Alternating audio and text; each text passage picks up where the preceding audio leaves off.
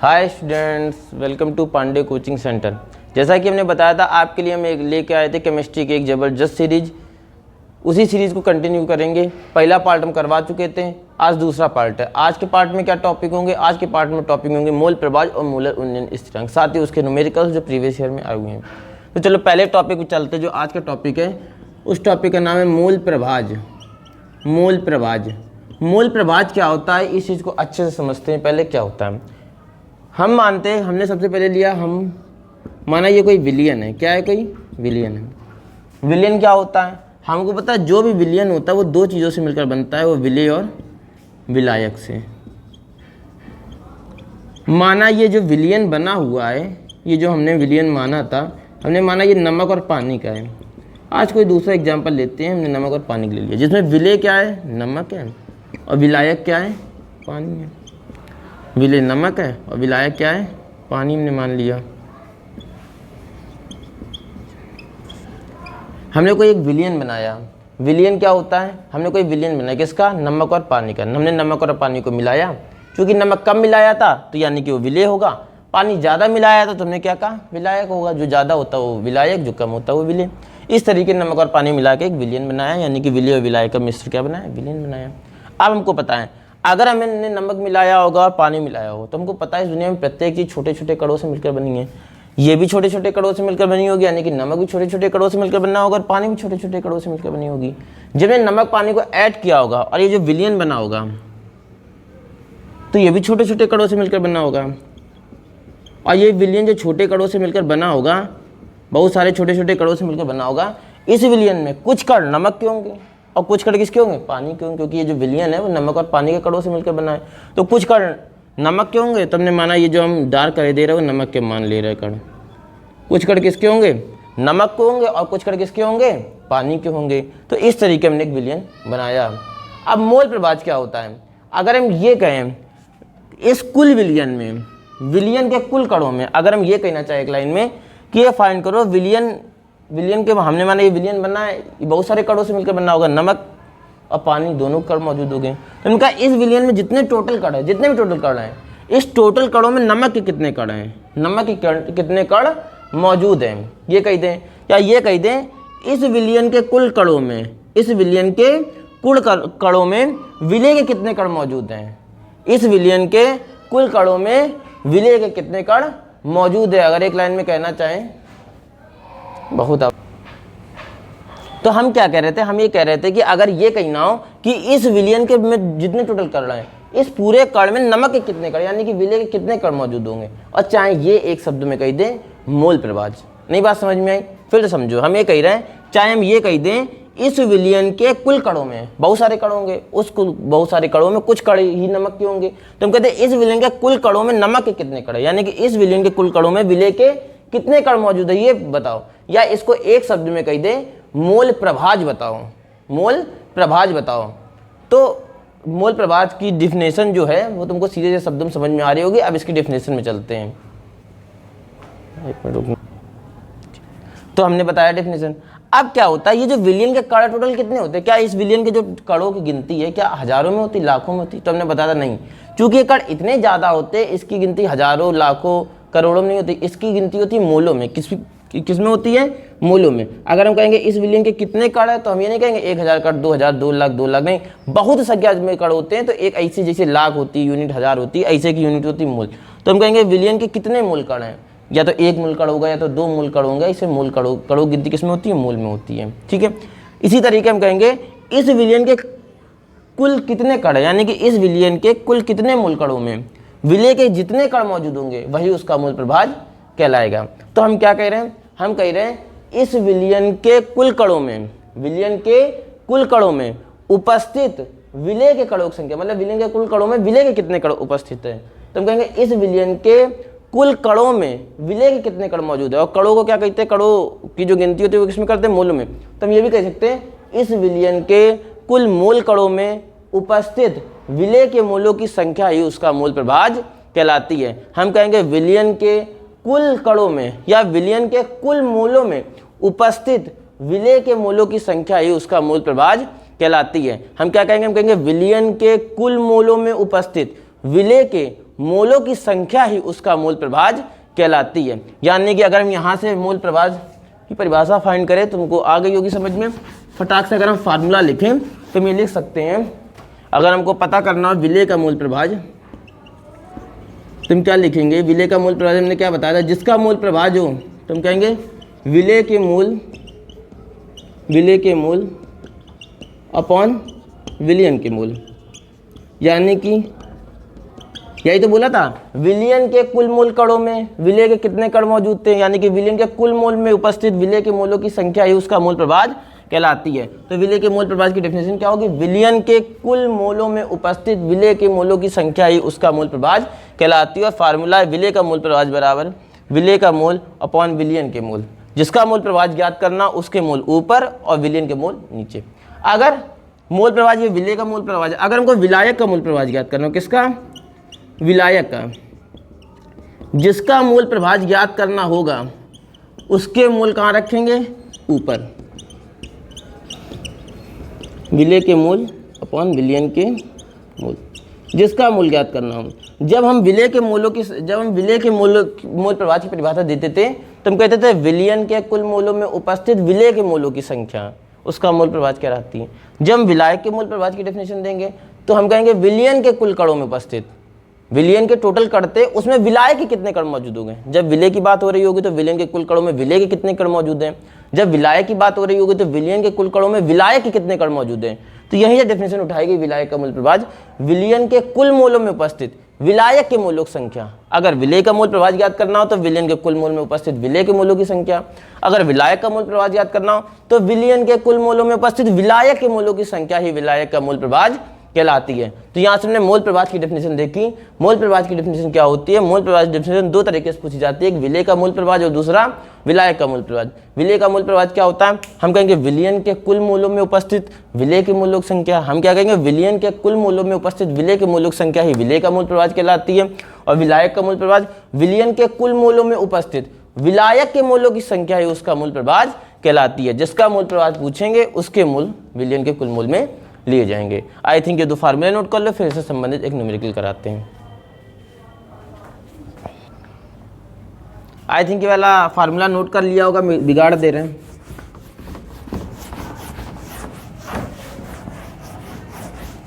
देखो इससे संबंधित एक न्यूमेरिकल जो प्रीवियस ईयर्स में आए हुए हैं न्यूमेरिकल वो करा रहा है। आपकी स्क्रीन पे क्वेश्चन दिखा मिल जाएगा। कह रहा यूरिया का 1 विलियन भारानुसार 6% है। विलियन में यूरिया तथा जल का मोल प्रभाज याद करो। यूरिया का विलियन कितना भारानुसार है? 6%। ध्यान रखना इस टाइप के क्वेश्चन कैसे करे जाएंगे। अगर कहे यूरिया का भारानुसार कितना है? 6% है। ध्यान रखना कभी भी यूरिया की मात्रा या किसी भी पदार्थ की मात्रा प्रश्न में दे दी जाएगी तो उसका मतलब क्या है, उसका मतलब पहले समझो। इसका मतलब है कि हमारा 100 ग्राम विलियन में कितने ग्राम? 100 ग्राम विलियन में 6 ग्राम यूरिया दे रखी है। इस लाइन का जो मतलब समझ लेगा वो इस क्वेश्चन को कर लेगा। इस लाइन का मतलब होता है कि 100 ग्राम विलियन में कितने ग्राम विलियन में? 100 ग्राम विलियन में 6 ग्राम यूरिया दे रखेगी। जितना भी परसेंट दिया हो उसका समझ लेना 100 ग्राम में उतनी ही मात्रा यूरिया की, या जिसकी परसेंट में जितनी मात्रा दी गई हो 100 ग्राम में उसकी उतनी ही मात्रा ग्राम में लिख देंगे। जैसे 6% दिया गया है तो इसका मतलब क्या होगा? 100 ग्राम विलियन में 6 ग्राम यूरिया दे रखी। ये लाइन नहीं दी गई, ये वाली लाइन दी जाएगी। इसका मतलब तुमको पता होना चाहिए। अब हमको यूरिया कितना दे रखा? अच्छा विलियन टोटल हम कितना है? 100 ग्राम। विलियन टोटल कितना बताओ जरा? 100 ग्राम। विलियन हमारा है 100 ग्राम। अच्छा 100 ग्राम विलियन में अगर 6 ग्राम यूरिया है तो बाकी 94 क्या है? तो क्वेश्चन में ही दिया गया है कि जल का और यूरिया का मोल प्रभाज याद करना, यानी कि यूरिया और जल का मिक्सचर है, ये समझना पड़ेगा। यूरिया और जल का मोल प्रभाज याद करना, यानी कि यूरिया के साथ क्या मिक्स हुआ होगा? जल। यानी कि 6 ग्राम तो यूरिया निकली, बाकी अगर 6 ग्राम यूरिया यानी कि यूरिया क्या है? कम है। 6 ग्राम है 100 में, यानी कि ये क्या है? कम होगी। और ये कम होगी यानी कि विलेय होगी। तो यूरिया क्या है? हमारी विलेय है। और ये कितनी दे रखा है? 6 ग्राम। तो बाकी का क्या है? तो हमने कहा कि जैसा क्वेश्चन में दे रखा है जल है, जल और यूरिया का मोल प्रभाज ज्ञात करना, यानी कि यूरिया के साथ क्या मिला होगा? जल। तो जल, और जल क्या होगा? विलायक होगा, क्योंकि क्या जाहिर सी बात है 6 ग्राम यूरिया दे रखी है। विलायक कैसे ज्ञात करेंगे? 100 से विलेय को घटा देंगे तो कितना आ जाएगा? 94 ग्राम क्या आ जाएगा हमारा? विलायक आ जाएगा। भाई विलेय और विलायक का मिश्रण ही विलयन होता है। विलेय 6 है तो विलायक कितना होगा, 94 हो जाएगा। कैसे, विलयन से विलेय को घटा देंगे, हमको पता है। तो हमारा यूरिया 6 ग्राम दे रखा है और जल कितना दे रखा है, 94 ग्राम। अब कह रहा है यूरिया का और जल का मोल प्रभाव ज्ञात करना है। तो सबसे पहले हमको पता है कि अगर हमको यूरिया का मोल प्रभाव ज्ञात करना है, तो यूरिया का अगर हमको मोल प्रभाव ज्ञात करना है, यूरिया का मोल प्रभाव अगर हमें ज्ञात करना है, तो फार्मूला क्या होता है मूल प्रभाव का, जिसका मूल प्रभाव ज्ञात करना। यूरिया है क्या, विलेय है। तो अगर विलेय यानी कि यूरिया का मूल प्रभाव ज्ञात करना है तो फार्मूला क्या होगा, विलेय के मूल, अभी बताया था, अपॉन विलयन के मूल, विलेय के मूल अपॉन विलयन के मूल। अच्छा, विलेय के मूल यानी कि यूरिया के मूल, क्या यूरिया के मूल दे रखा है, नहीं दे रखा, यूरिया के मूल नहीं दे रखा है। क्या विलयन के दे रखा है, विलयन के मूल कैसे निकालेंगे, हमको विलेय के मूल पता होने चाहिए, विलायक के कुल मूल पता होने चाहिए, दोनों के मूलों को जोड़ देंगे तब विलयन के मूल आएंगे। तो ना तो हमें विलेय के मूल पता है, ना तो हमें विलयन के मूल पता है, तो हमें दोनों के मूल हमें निकालने पड़ेंगे सबसे पहले। तो निकालेंगे कैसे, ध्यान दो। सबसे पहले अगर हमको यूरिया के मूल निकालने तो विलेय के मूल कैसे निकालेंगे, विलेय है क्या यूरिया, जिसके मूल निकालने हो उसका ग्राम में भार ऊपर रखते, कल बताया था, और अणु भार कहाँ रखते हैं, नीचे रखते हैं। क्यों, क्योंकि हमें विलेय के मूल चाहिए, हमें पता नहीं। और निकालेंगे कैसे, जिसके मूल निकालने तो उसका ग्राम में भार ऊपर और अणु भार नीचे। ग्राम में भार, क्या विलेय का ग्राम में भार दे रखा, हाँ दे रखा, कितना है 6। अणु भार, अणु भार कहाँ से आएगा, तो हमको पता है यूरिया है क्या, यूरिया क्या है बताओ जरा, यूरिया का फार्मूला होता है NH2CO NH2। अगर इसका अणु भार ज्ञात करना चाहोगे तो कैसे ज्ञात करोगे, n का कितना होता है 14 प्लस 1 गुणे 2 प्लस का 12 प्लस का 16 प्लस का 1 प्लस का 1 गुणे 2। जब यहाँ से फाइंड करेंगे टोटल 60 आएगा, कितना आएगा 60। तो हमने देखा यूरिया का अणु भार कितना आया बताओ जरा 60, और यहाँ से अगर मूलक संख्या ज्ञात करेंगे कितना आएगा 0.1। कोई दिक्कत है। अब इसके बाद हमें फाइंड करना जल का, क्योंकि विलयन के मूल ज्ञात करने के लिए, विलयन के मूल कब निकलेंगे, जब हमको विलेय के भी मूल पता हो, विलायक के भी। तो विलेय के मूल तो हमें पता चल गए तो वहाँ रख देंगे, पर विलयन के मूल पता करने के लिए हमें विलायक के भी मूल चाहिए होंगे, क्योंकि विलयन के मूल कैसे निकालेंगे, इन दोनों के मूलों को जोड़ के। तो इसके तो मूल पता है, इसके और पता करने पड़ेंगे, यानी कि जल यानी कि विलायक के मूल भी हमें चाहिए होंगे। समझ में आया जरा। तो अभी हमको विलायक के मूल चाहिए, तो विलायक के मूल कैसे निकालेंगे, यहाँ जगह नहीं है तो आओ यहाँ दिखते, पहले बिगाड़ दे रहा है फिलहाल के लिए हमको विलायक के मूल। तो विलायक के मूल, विलायक के मूल जिसके मूल निकालने हो उसका ग्राम में भार ऊपर और उसका अणु भार नीचे, जाहिर सी बात है। तो विलायक का ग्राम में भार कितना दे रखा है 94। अणु भार विलायक का कैसे निकालेंगे, तो जल है, जल का अणु सूत्र क्या होता है H2O, 1 गुणे 2 प्लस का 16 बराबर अणु भार कितना निकलेगा 18। तो यहाँ 18 रख दो और इसको जरा सॉल्व करो, देखो कितना निकल रहा है विलायक के मूल। आई थिंक 5.2 निकलेगा, कितना निकलेगा 5.2। 18 पंचे 90 और 18 पंच ये निकाल लेना, 18 पंचे 90 और देख लेना 5.2 लगभग निकलेगा, कितना निकलेगा। अब हमको विलेय के मूल भी पता चल गया और विलायक के भी मूल पता चल गया। हमको पता है विलयन बराबर क्या होता है, अगर हमको विलयन के मूल प्राप्त करने हैं तो कैसे ज्ञात कर सकते हैं, विलेय के मूल प्लस विलायक के मूल, विलेय के मूल प्लस विलायक के मूल। विलेय के मूल कितना दे रखा बताओ जरा, विलेय के मूल दे रखा 0.1, विलायक के मूल कितना दे रखा 5.2। अगर इसको सॉल्व करेंगे तो कितना आ जाएगा 5.3, कितना आ जाएगा 5.3। कोई दिक्कत है। अब देखो, अब हमको ज्ञात क्या करना था, अच्छा ये विलयन के मूल बराबर, ये सूत्र कैसे निकला, हमको पता है विलयन दो चीज़ों से मिलकर बनता है, विलेय और विलायक। तो देखो विलयन के कुल मूल बराबर क्या होगा, विलेय और विलायक के मूल जोड़ दिया। अब देखो हमको ज्ञात क्या करना था, हमें ज्ञात करना था यूरिया का मूल प्रभाव। सबसे पहले यूरिया का मूल प्रभाव ज्ञात करना था, जिसका मूल प्रभाव ज्ञात करना होगा उसके मूलों की संख्या क्या रखेंगे। अगर यूरिया का मूल प्रभाव ज्ञात करना है तो यूरिया के मूल ऊपर और विलयन के मूल नीचे। हमको पता है यूरिया है क्या, विलेय है, जाहिर सी बात है। अभी हमने यहाँ देखो यूरिया क्या है, विलेय, यानी कि अगर विलेय के मूल प्रभाव ज्ञात करना है तो फार्मूला क्या होगा, विलेय के मूल अपॉन विलयन के मूल। विलेय के मूल, विलेय के मूल देखो कितने आए यहाँ पर 0.1, और विलियन के मोल कितने हैं 5.3। यहाँ से फाइंड करो, निकालो यूरिया के मोल प्रभाज कितना निकलेगा।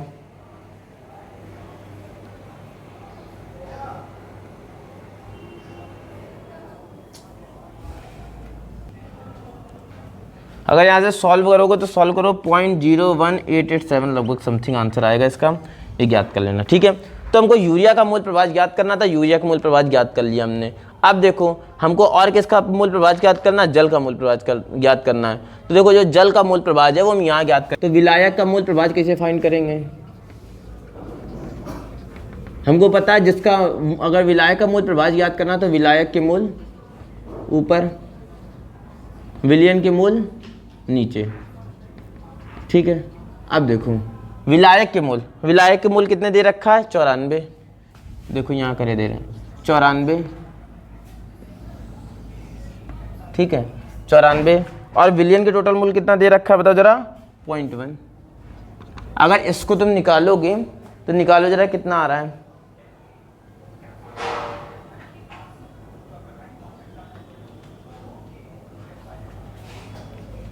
लगभग निकालोगे तो 0.94 समथिंग कुछ आएगा, यही आ गया आंसर।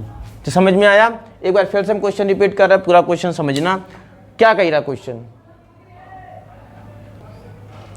एक बार फिर से हम पूरा क्वेश्चन रिपीट कर रहे हैं, इंपॉर्टेंट क्वेश्चन है, इस पेपर में आने की संभावना भी। देखो क्या है क्वेश्चन, कह रहा है यूरिया का भारानुसार 6% दे रखा है। क्वेश्चन में केवल ये दे रखा है। ठीक है, हमने कहा ये दे रखा है, तो इस लाइन का एक मतलब हमेशा समझोगे, किसी का भारानुसार 6% दे रखा है मतलब उसके 100 ग्राम विलियन में उसकी इतने ग्राम की मात्रा दे रखी है। यूरिया का भारानुसार 6%, इसका मतलब 100 ग्राम विलियन में 6 ग्राम यूरिया है, क्योंकि यूरिया 6%, तो यूरिया कितनी 6 ग्राम किसमें 100 ग्राम विलियन में। ये हमको अपने मन से समझना पड़ेगा। अब ये लाइन समझ गए तो हमको पता है विलियन कितना है 100 ग्राम, यूरिया कितनी 6 ग्राम। अगर 100 में 6 ग्राम यूरिया है यानी कि 94 ग्राम कोई दूसरी चीज़ होगी। दूसरी चीज़ क्या 94 ग्राम, तो हमने कहा जल है, क्योंकि क्वेश्चन में ये भी दे रखा है यूरिया का और जल का मोल प्रभाज याद करना है, यानी कि हमको समझना पड़ेगा यूरिया और जल का मिक्सचर दे रखा है। यूरिया 6 ग्राम है तो जल क्या है 94। अच्छा यूरिया 6 या कम है तो यानी कि ये विलेय हो गई। जल क्या है ज़्यादा 94, तो ये क्या हो गया विलायक हो गया। अब हमको कह रहा है यूरिया का, हमको कह रहा था यूरिया के मूल ज्ञात करूँ और किसके मूल ज्ञात करूँ, जल के मूल ज्ञात करूँ। यूरिया यानी कि विलेय के मूल, विलेय का मूल प्रभाज ज्ञात करना और किसका ज्ञात करना विलायक का। विलेय के अगर हमको मूल प्रभाज ज्ञात करना तो हमें विलेय के मूल पता होने चाहिए, विलियन के मूल पता होने चाहिए। और इसी तरीके अगर विलायक का मूल प्रभाज ज्ञात करना तो हमें विलेय के मूल और विलियन के मूल पता होने चाहिए। पर हमारे पास ना तो विलेय के मूल है, ना तो विलायक के मूल है, ना तो विलियन के मूल है। तो हमने सबसे पहले इन तीनों को फाइंड करा। तो विलेय के मूल की फार्मूला लगाया, जिसके मूल ज्ञात करना उसका ग्राम में भार ऊपर अणुभार नीचे। ग्राम में विलेय का ग्राम में भार 6 ग्राम दिया था, अणुभार 60 दिया था, तो ये विलेय के मूल निकले। इसके बाद विलायक के मूल निकाले क्योंकि वो भी चाहिए था। विलायक के मूल का फार्मूला जिसके मूल निकालने उसका ग्राम में भार ऊपर अणुभार नीचे। देखो विलायक का जो ग्राम में भार यानी कि विलायक कितना दिया था 94, उसको ऊपर रखा। अणुभार कितना था 18, उसको नीचे रखा। अब विलियन के भी मूल चाहिए थे, तो हमको पता है विलियन दो चीज़ों से मिलकर बनता है, विलेय और विलायक से। तो इसी तरीके विलियन बराबर क्या होगा विलेय प्लस विलायक। विलेय के मूल हमने निकाले थे, विलायक के मूल निकाले, दोनों जोड़ दिए तो विलियन के मूल। अब हमारे पास विलेय के भी मूल आ गए, विलायक के भी आ गए, विलियन के। अब डायरेक्ट जो हमसे पूछ रहा था उसमें चलेंगे। यूरिया का मूल प्रभाज यानी कि यूरिया क्या था विलेय, विलेय का अगर मूल प्रभाज ज्ञात करना हो तो फार्मूला होता है विलेय के मूल अपॉन विलियन के मूल। विलेय के मूल निकाले थे वो रखा, विलियन के मूल निकाले थे वो रखा। हमने विलायक के मूल प्रभाज ज्ञात करे। विलायक के मूल प्रभाज क्या होगा, विलायक के मूल अपॉन विलियन के मूल। विलायक के मूल क्या थे 5.2, यहाँ थोड़ा गलत हो गया देख लेना। 5.2 अपॉन विलियन के मूल कितना होगा बताओ जरा। विलियन के मूल कितना दे रखा है यहाँ पर, कहाँ गया विलियन के मूल, हाँ 5.3, तो क्या आएगा 0.9887, तो समथिंग ऐसे आएगा कुछ आंसर, ध्यान रखना। ठीक है, समझ में आया। तो विलेय और विलायक के मूल हमको फाइंड करने थे, ध्यान वहाँ पर ध्यान रखना, बस डिजिट थोड़ी गलत लग दी थी, थोड़ा ध्यान रखना। ठीक है, समझ में आया। चलो आगे चलते हैं।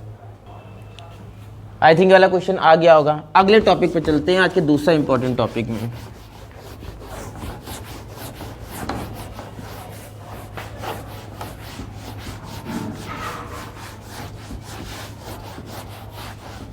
अगला जो टॉपिक है वो है मोलल उन्नयन स्थिरांक।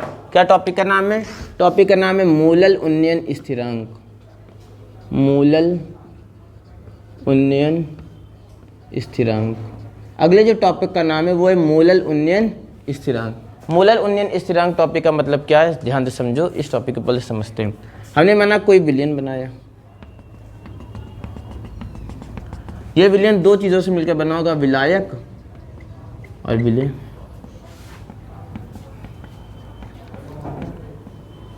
माना ये विलेय नमक है, भाई उदाहरण ले लो सिंपल सा, विलायक क्या है? पानी है।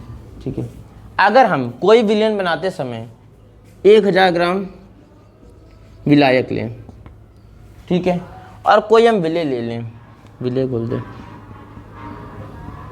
ठीक है, ठीक है, आवाज़शील नमक नहीं, कोई आवाज़शील विलेय लेते हैं।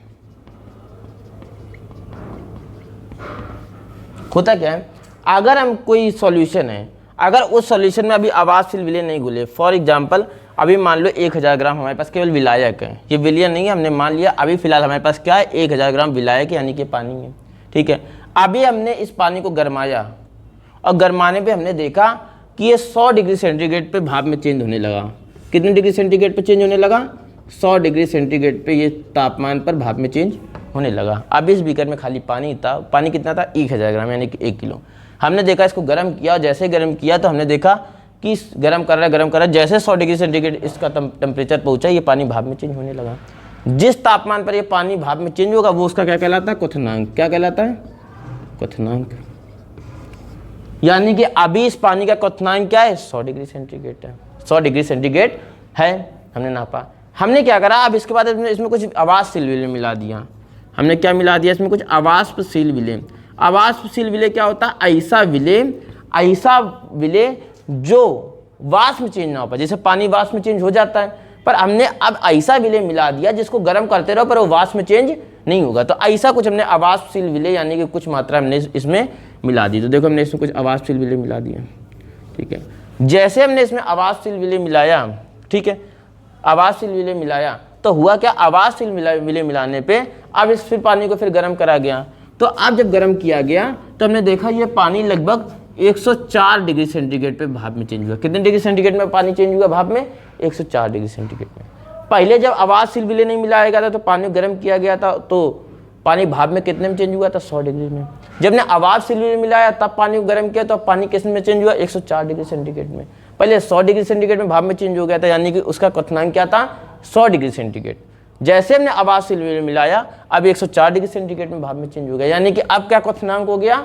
104 डिग्री सेंटीग्रेड। यानी कि हमने ये देखा जैसे ही हमने अवाष्पशील विलेय मिलाया किसी विलायक में तो इसका जो क्वथनांक था, क्वथनांक क्या होता है? जिस तापमान में पानी भाप में चेंज होता है। तो हमने कहा जैसे हमने अवाष्पशील विलेय मिलाया किसी विलायक में, इसका जो क्वथनांक था वो बढ़ गया। पहले 100 डिग्री सेंटीग्रेड था, पर अवाष्पशील विलेय मिलाने पर अब ये देर से भाप में चेंज हुआ, यानी कि 104 तक गर्म हुआ, यानी क्वथनांक क्या था? 104 डिग्री सेंटीग्रेड। क्वथनांक क्या होगा? बढ़ गया। तो हम क्या कहेंगे? 1000 ग्राम विलायक में अवाष्पशील विलेय मिलाने पर, अवाष्पशील विलेय भैया मिलाया कितना जाएगा? तो 1 मोल मिलाया जाएगा। कितना मिलाया जाएगा? 1 मोल मिलाया जाएगा। तो हम कहेंगे 1000 ग्राम विलायक में 1 मोल अवाष्पशील विलेय मिलाने पर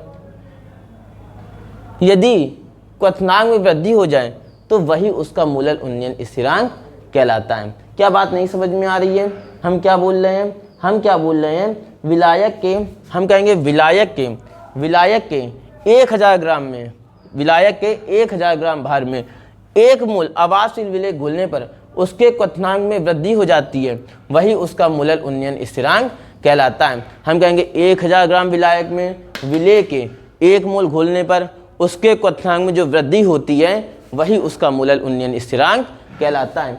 1000 ग्राम विलायक में विलेय के 1 मोल घुलने पर, विलेय के 1 अवाष्पशील मोल घुलने पर उसके क्वथनांक में, देखो उसके क्वथनांक में जो वृद्धि हो जाती है वही उसका मूलल उन्नयन स्थिरांक कहलाता है। समझ में आया? 1000 ग्राम विलायक में विलेय के 1 मोल घुलने पर उसके क्वथनांक में जो वृद्धि हो जाती है वही उसका मूलल उन्नयन स्थिरांक कहलाता है। मूलल उन्नयन स्थिरांक जो होता है उसको केबी से प्रदर्शित करते हैं। किससे प्रदर्शित करते हैं? केबी से। यानी कि ये बॉइलिंग मूलल उन्नयन जो स्थिरांक होता है उसको किससे प्रदर्शित करते हैं? केबी से। बॉइलिंग पॉइंट ऑफ, ये कांस्टेंट होता है, किसका? बॉइलिंग पॉइंट, यानी कि मूलल उन्नयन स्थिरांक का। समझ में आया? जरा फटाक समझ में आ गया है तो ऐसा करो, ये टॉपिक हम कर दे रहे हैं। देखो इसकी डेफिनेशन स्क्रीन पे आपके दिख जाएगी, उतार लो फटाक से। आई थिंक उतार लिया होगा। अब एक फार्मूले पे चलते हैं, एक क्वेश्चन में चलते हैं और उस क्वेश्चन के पहले एक फार्मूला लिख लो। फार्मूला क्या होगा? डेल्टा टीबी बराबर, फार्मूला क्या होगा? डेल्टा टीबी बराबर KB into 1000 into small W upon capital W into small m। ये वाला फार्मूला लिख लो, इसके बाद एक न्यूमेरिकल में चलते हैं। क्या फार्मूला होगा, हम कह रहे हैं डेल्टा टी बी बराबर K B into 1000 into small w upon capital W into small m। K B क्या है, के बी हमने बताया था मूलल उन्नयन स्थिरांक है। क्या है, मूलल उन्नयन स्थिरांक है। डेल्टा टी बी क्या होता है, डेल्टा टी बी होता है क्वथनांक में उन्नयन, क्वथनांक में उन्नयन। स्मॉल w क्या होता है, विलेय का भार, विलेय का ग्राम में भार। स्मॉल m क्या होता है, विलेय का अणु भार। कैपिटल W क्या होता है, विलायक का भार, विलायक का ग्राम में भार। डेल्टा टी बी बराबर K B into 1000 into small w upon capital W into small m। Small m क्या होता है, विलेय का अणु भार। स्मॉल w क्या होता है, विलेय का ग्राम में भार। कैपिटल W क्या होता है, विलायक का ग्राम में भार। के बी क्या होता है, मूलल उन्नयन स्थिरांक। और डेल्टा टी बी क्या होता है, क्वथनांक में उन्नयन। ये फटाक से फार्मूला नोट कर लो, किसको क्या क्या कहते हैं ये नोट कर लो, फिर इसके बाद एक न्यूमेरिकल, लास्ट न्यूमेरिकल कराते हैं फटाक से। आई थिंक नोट कर लिया होगा। चलते हैं डायरेक्ट क्वेश्चन में।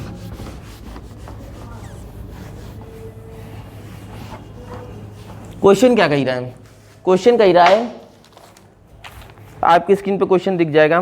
कह रहा है कि 3 ग्राम यूरिया को, क्या कह रहा है, 3 ग्राम यूरिया को 100 ग्राम जल में घोलने पर, यानी कि यूरिया कितनी दे रखा है, 3 ग्राम। यानी कि यहाँ हम नोट करे दे रहे, देखो यूरिया कितनी दे रखा है, यूरिया कितनी दे रखा है, 3 ग्राम।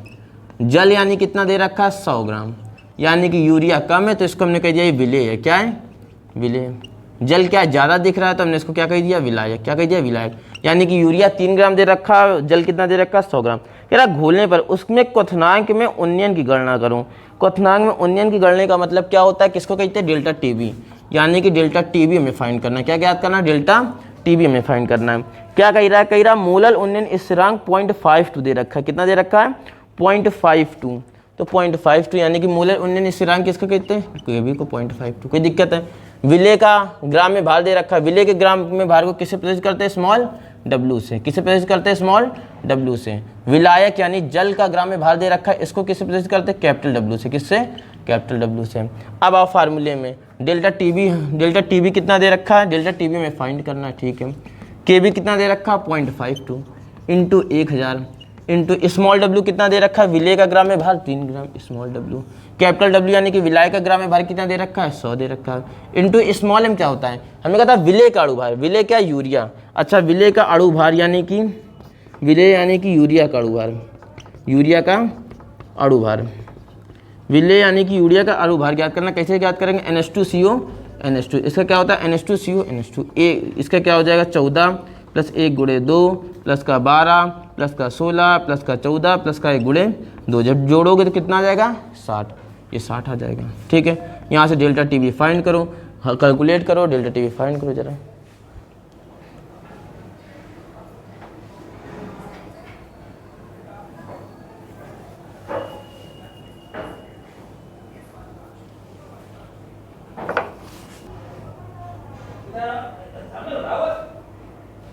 आई थिंक ये हो गया होगा, इसका आंसर आ जाएगा 0.26 केल्विन, ठीक है। आंसर आ गया होगा। तो हमने कहा कि देख लो, फार्मूला लगाया गया, सब कुछ दे रखा है और डेल्टा टी बी निकाल दिया। समझ में आया। चलो आज के लिए हम इतना ही रखेंगे, ठीक है। ये 2 इंपॉर्टेंट क्वेश्चन और उससे संबंधित हमने न्यूमेरिकल भी हमने करवा दिए। इतना नोट करो, इसके बाद आगे सीरीज में कंटिन्यू करेंगे। इसके बाद कल मिलते हैं। Thank you.